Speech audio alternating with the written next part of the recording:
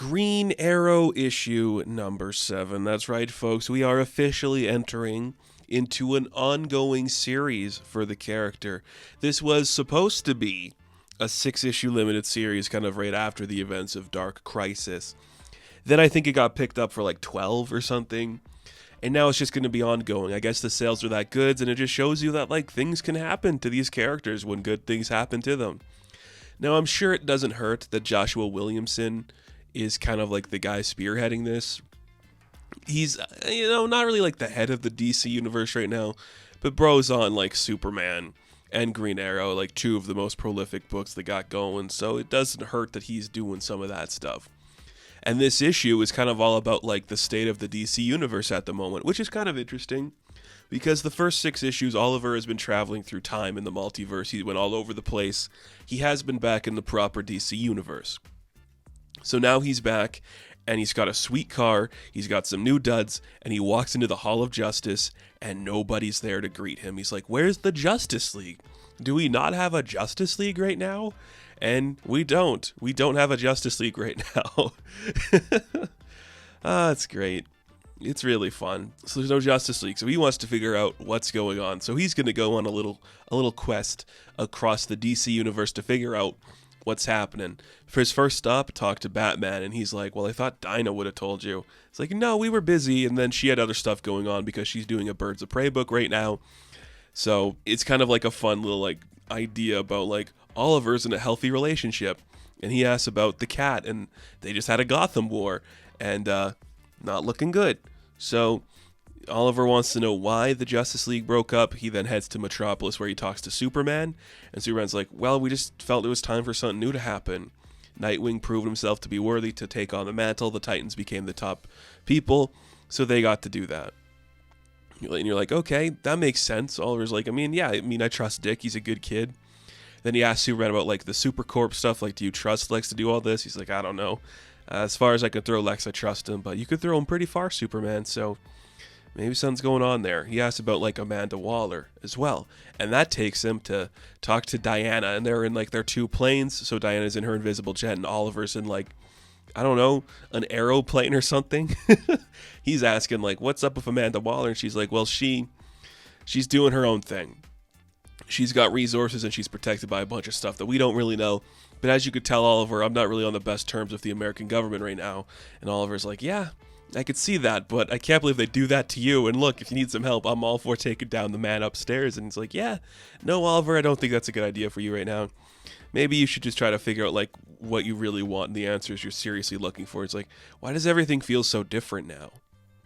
And then he kind of has like a montage where he talks to all the previous members of the Justice League, where it's like, I don't know, just taking things slow now, talking to Black Adam, who doesn't even remember him. You see that, Hawk Girl and Martian Manhunter and Aquaman are kind of all doing their own thing. Detective Chimp's doing his own thing. But when he talks to Hal Jordan, his contemporary, big friend, he's like, things just change. You got to go with the times. You get it, man. A lot of crazy shit going on in our worlds. It's really fun because these are 2 characters that have a shared history together. And I get like the couple of pages about the Trinity, but come on. If we're going to do like Oliver talking to the key members of his life throughout the extended Justice League family, you have to do stuff with Hal Jordan. And Hal's doing his own thing right now, and it's really fun because like if you were to look back on like these characters' history, you would never guess that like Oliver Queen would become the guy that has like the extended family, where him and Dinah are like the matriarchs and patriarchs of it, and then they have like lower level kids and sisters and a bunch of sidekicks and stuff.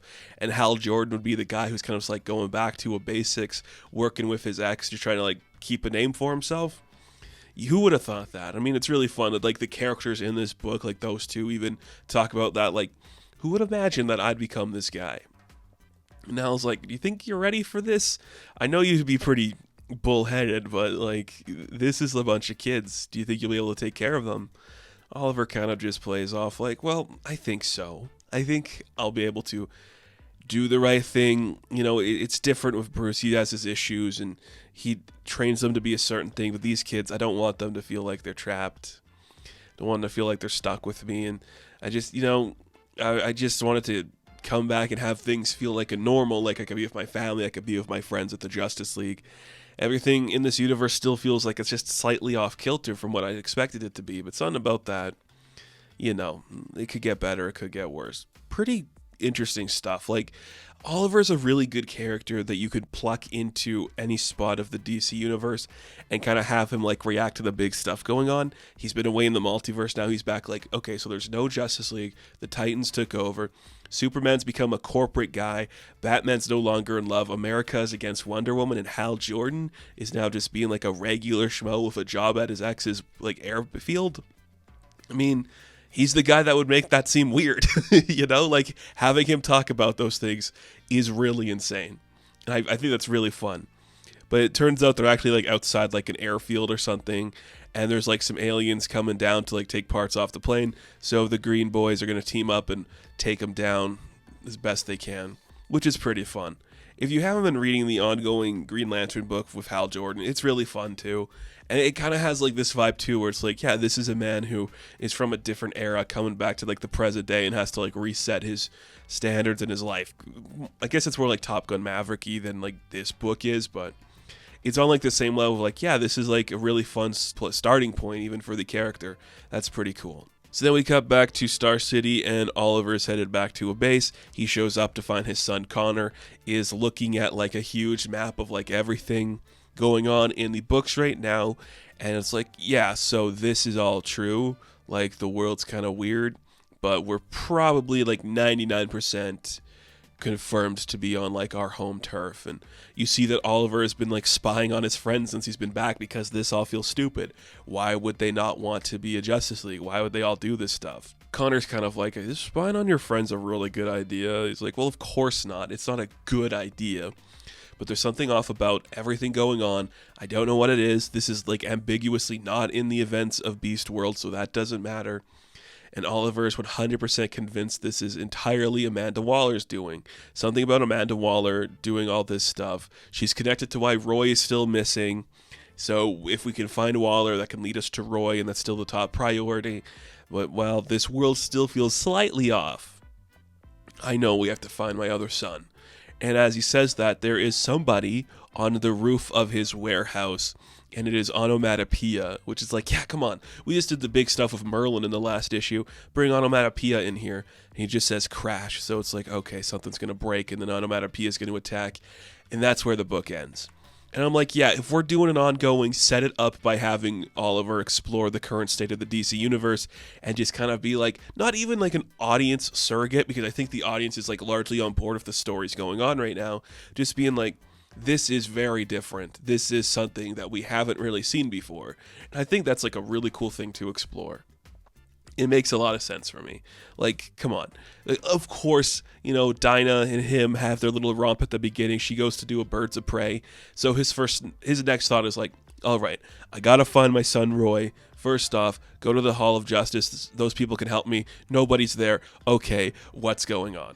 That makes a lot of sense. And it works for his character pretty well. I like that a lot. This is a fun book. And the fact that it's an ongoing, that's exciting. Like, this book works for an ongoing, very much so. So, Green Arrow issue number 7, I'm going to give an 8 out of 10. Now, thank you all for watching this review. Be sure to like and subscribe to the channel. As always, you can check me out on Instagram, TikTok, and Twitter. And of course, I will catch you in the next one. Have fun. Stay safe. Good luck.